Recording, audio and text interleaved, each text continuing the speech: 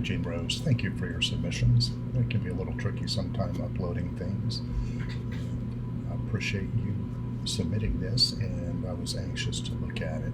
I provided some comments on this, and I'll re-upload this for you to review, and that I think will be helpful. And I think your goals here are spot on, and it also brings in the QCTIP rubric.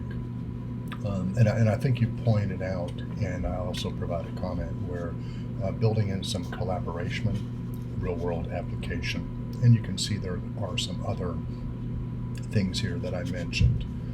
And let's see, one that you pointed out is the welcome or introduction video.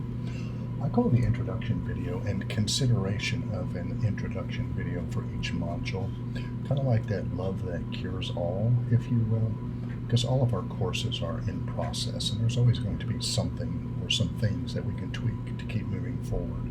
However, providing a welcoming video at the beginning where they connect with you, and it gives you an opportunity to talk about how to communicate with you for grades, for if there's an issue, what you're looking for, that really serves to set the stage.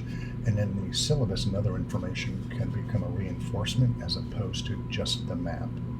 And it really strengthens the student experience. And in each module, an audio or video beginning to that, it can be short, something done on a smartphone, just a quick, here's where we've been last week, here's where we're heading, this is what you're doing well, pay attention to this week, be looking for, really serves to keep the students connected to you and has that student to instructor or student to teacher connection really strong, and it doesn't create an over-reliance on the instructions.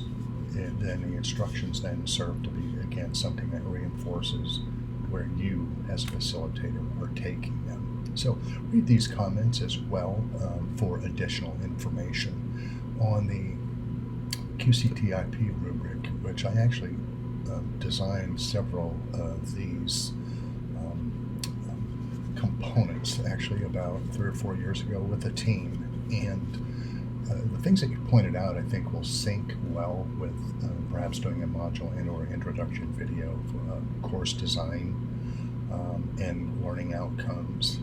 And you mentioned course orientation, but I think the things in here and then the one tweak with class engagement or perhaps working together and building community, I think the overall design objective connection and then student connection and community seem to be the two things that rise to the top as your biggest opportunities for change. Good luck in making these changes, and I hope the rest of the course continues to give you information and build your online learning and teaching toolkit.